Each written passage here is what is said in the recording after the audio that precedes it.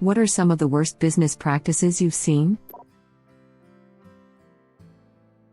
A veterinarian I once worked for tried to make me reuse bloody four tubing between patients. Just rinse it out, he told me. He charged the same amount for a pain injection for a 5-pound pet and a 150-pound pet. He overworked and underpaid his employees. He was rude to his clients, and tried to make staff carry out tasks they were not qualified/educated to do. He would cut corners in any possible way. Several of us reported him to the board. Did the board do anything? Yes, he was investigated by the Canadian Board of Veterinary Medicine for several different infractions. Staff and I gave statements, and then, during the investigation, he returned to India for a scheduled visit but didn't return. Last I heard, he and his newly graduated son had opened a new practice in Michigan. That's demoralizing. Can you send an anonymous tip to the board in the US or Michigan? I did at the time. I called the state board and gave them his name as I knew it. It was tough though because he tended to use a nickname or English chosen name, I'm not sure. He was also being sued in India. Hostility towards raises. Rewarding your existing employees is almost always cheaper than hiring new. I've had a manager that scoffed at a single 3% raise for someone who had no raise for 5 years. Good luck hiring a new person with that experience and for less money. There's a reason why job hopping gets you more money, and it's not because hiring new is cheaper. Same. Company changed owners and suddenly did an about-face on raises and promotions. My manager straight up lied to my face and doubled down when called out on it. My husband is an EMT. He got a job offer that paid him $6 more per hour, and his boss told him not to take the offer, because he will give him the upcoming promotion when the senior EMT quits. So my husband did what he said. He didn't take the job offer and waited for the promotion. Then he found out someone else got it, and he obviously asked his boss WTF happened. His boss said it wasn't guaranteed, he was just putting his name in the hat with a good word to the senior boss. Which obviously wasn't true, but there was nothing my husband can do about it legally, at will state. So my husband got his paramedic license, and now he's going to get even more money. Just gave his 2 weeks notice. Any company/service that allows you to sign up using the internet with minimal verification but requires you to either produce ID, bills, proof of address, or show up in person to cancel that service. If I can set it up via the internet, I should be able to cancel using the internet too. You mean, Planet Fitness? Yes. I moved to a whole new state and they refused to let me cancel or go into a location in the new state to cancel because it wasn't my home gym or whatever they call it. I hate them. I think you can call your bank about that and even get charges reversed. Yup. I had the same situation and had to call my bank to stop all charges coming through from them. Yeah, that's definitely grounds for a chargeback and a block on them from your bank. I did this, and Planet Fitness is still, months later, constantly calling and emailing me telling me my payments have stopped going through and that they need updated information. Yeah, no crap, fellas. I spent 45 minutes on the phone with Vonage to cancel. I repeatedly told the rep I'd been satisfied with the service. I just wasn't using it anymore. It still took way too long to cancel. Sign up was a simple internet transaction. California has made this a law. So if you have a VPN that puts you there, you can. I used to serve at a restaurant where we wore pagers that buzzed us when a table's food was ready. Good idea, right? Well, the owners had the policy that you had to immediately go pick up the food no matter what, and that included if you were in the middle of taking another table's order. They said that people understand and are cool with it. Of course they weren't though. Every time I stopped taking a table's order and went and got the food, they were totally pissed off. I could not believe the owners did not understand why literally no other restaurant on the planet does it that way. That's a horrible idea. You can really tell when people try to manage things that they have had no experience actually doing or seeing themselves. I worked in a small boutique hotel with a fine dining restaurant and a gastropub connected. You had to juggle service and reception all the time. Our hotel director felt it would be appropriate for us to wear a headset to answer calls for the hotel while serving to make sure we didn't lose out on any room sales, stating that the customer would be understand as long as we excused ourselves. And here we have some locally sourced braised lamb, served with vegetables grown at a farm located just north. Excuse me for a minute while I answer this call. Yeah, that would definitely get a response of stunned disbelief from me. I can't imagine that anyone was understanding or cool with it. No, everyone hated it.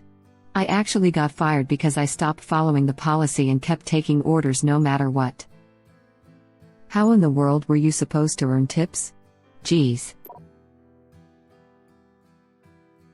I use the term business loosely, but I once did graduate research with a professor who was in the process of trying to get a major auto manufacturer to invest in our lab.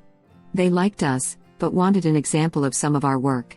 So rather than directing them to some publications of ours, my professor gave them a zip file containing all of our recent unpublished research, including the basis for a patent application. My professor was shocked when they just kept it. What a moron. I don't know how you get to that point in life not knowing that car companies play dirty. That's why he's in academia and not in business. I mean, what the F did he expect? The owner of a company that I worked for did something similar.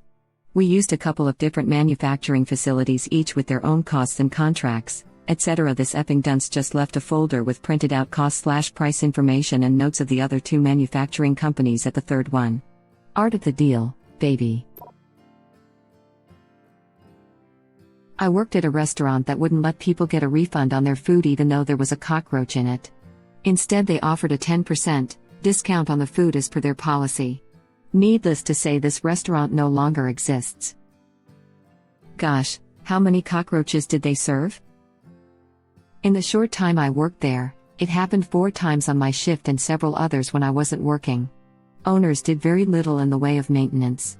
It wasn't in a good location and the customers weren't rich by any means. I guess they just got lucky until they served a roach to the wrong person. TBH, I don't know the exact reason they shut down. What the F? That's a lot of roaches. This blows my mind. I worked in food service for over 20 years. I served 0 cockroaches to people. It's not difficult to do, really. Then why is your count still at 0? I went to a restaurant once, and when I went to wash my hands after the meal, there were dead cockroaches in the soap dispenser. I called the city, and about a week later, they called to say they followed up on my complaint and the cockroaches were still in the effing soap when they showed up. Just one, but they had it working overtime. I think that's when I go through the headache of them calling the cops because I refuse to pay for my meal. I'm eating food and I find a cockroach and you still expect me to pay for any of it? Sure, call the cops. Trying to get employees to quit. My managers at fast food didn't want to keep long-term employees due to having to pay them more, and firing them means unemployment costs.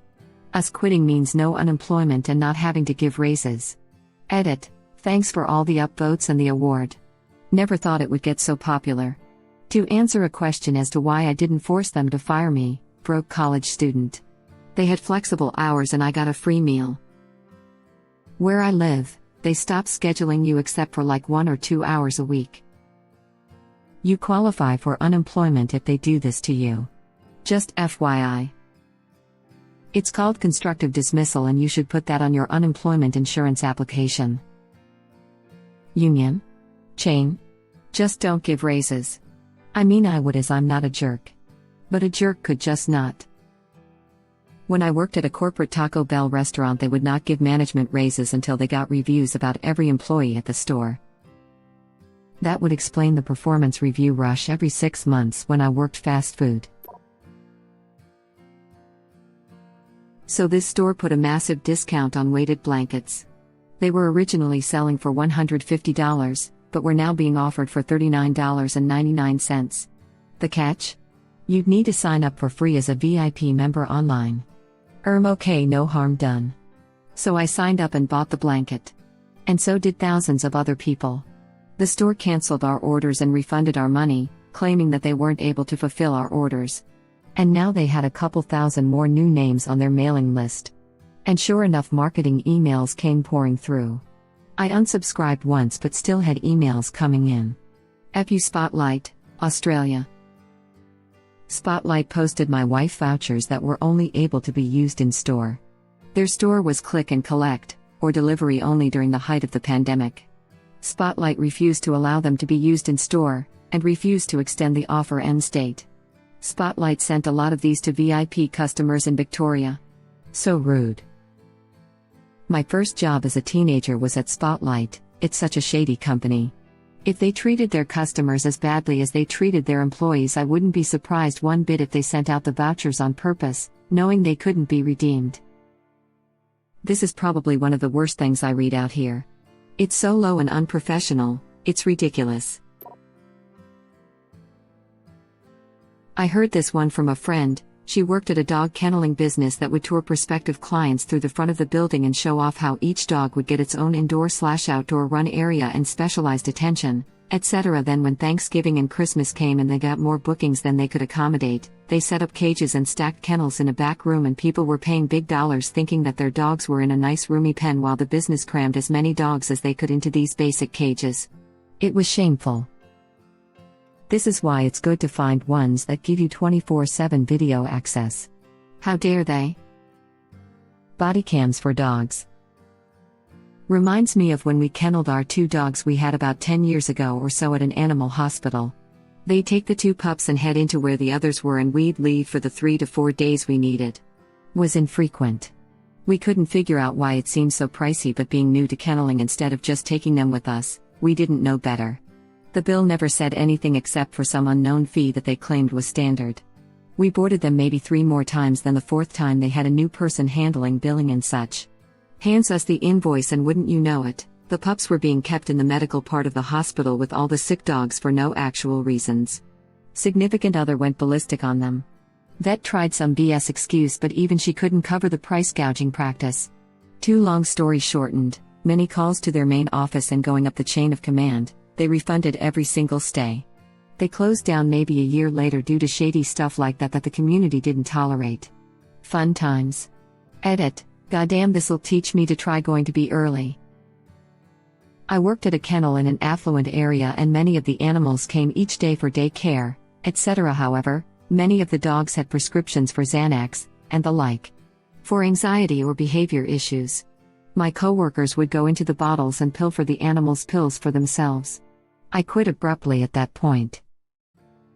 I'm not supporting animals being on behavior meds and tranquilizers in the first place, but being around people stealing drugs from dogs was too low level for me.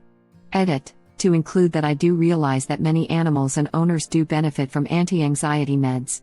The dogs at this kennel seem to fall under the overprescribed umbrella. Addicts have been known to break their own pets' bones to get pain meds when their own doctor cuts them off. Crazy the things people will do to get a fix. Thankfully, most vets are getting wise. Edit. Someone who is a recovering addict has reminded me this is no longer really occurring. So worry not, people. This was more before the opioid epidemic as we know it was a nationwide outbreak. Holy F, that's something I would like to unread. Was this in the San Francisco Bay Area by chance? East Bay? Like say. Clayton? I worked for a big car rental company in the returns department. They would push us to find and charge customers for any new damage on their cars by awarding bonuses on top of our monthly salary. We were given mirrors to look for scratches under the cars where customers would normally not have checked before they rented the car, often leading to heated arguments over if it really was their fault or not. The company did not care either way and made us charge their insurance deposit if they refused to pay. The daily verbal abuse and stress from being sandwiched between my managers and angry customers has definitely left a mark on my mental health, and I will probably never work in the traveling industry again. This one wins, but good advice next time I rent. Check and photo everything. I rented a Mustang convertible at an airport a few years ago. The outside looked like someone worked it over with a tennis racket, the inside was worse. Someone put out a cigarette on the center console, and I think someone else gave birth in the back seat. I had to put a beach towel over the driver's seat because of the unidentified stains. I took pictures of everything and told the lady at the rental desk before I drove away. She told me she knew. I guess that's why it was half the cost of the other rental places. Someone put out a cigarette on the center console, and I think someone else gave birth in the back seat. How do you know it wasn't the same person? After one such company attempted to extort money like this from a friend of mine, I began videoing picking up rental cars and returning the rental car. I've gotten a few strange looks when I am at an airport parking lot, narrating my video of the vehicle drop-off. Let M look, it's smart as hell to do. I've done this every time I rent a car for several years, because I heard stories about people getting charged for bullcrap things. I walk around the car with the representative, point out every tiny little ding I see, and make them write it down. If they don't write it down, oh, that's fine, don't worry about it, I take a picture with my phone, with something next to the ding for size reference, like a quarter. They hate me because it takes longer to get me on my way than I guess they're used to spending on this part of the process, which is okay with me, because I've never had any issues afterwards. Major banks sorting your transactions when you have a low balance in such a way to maximize overdraft fees. Honestly, overdraft fees in general. Many banks will charge you an overdraft and deny the transaction. Because apparently it costs them $35 to deny a transaction. Perhaps the easiest way they could prevent overdrafts that aren't the account holder's fault would be to ban demand drafts that are not accompanied by a court order. As it stands, with most autopay agreements, the company sends a demand draft to the bank. They have the freedom to request more money than what you agreed to. We dropped an insurance company because they tripled our premium without warning. It's also how the Nigerian oil scam works. They use the info pass to issue demand drafts and clean out your account. With real banking services, you tell your bank how much you want to pay vendor X every month, and they cut a check to that vendor every month. If your vendor wants to up the amount, they have to get you to agree to it first. Because Bank of America was sued in a huge class action lawsuit, they have actually changed these practices. If your account gets overdrawn now, they send you a notice that you have 3 days to bring the account out of the red, before they charge you $35 NSF charge. It is a pretty good way to do it now. Thank you for watching. Please subscribe to be the first to know about Red Rabbit Reader's new videos. If you like our videos, please like them on YouTube and share them with your friends. We welcome your comments below. Press to start another of our videos.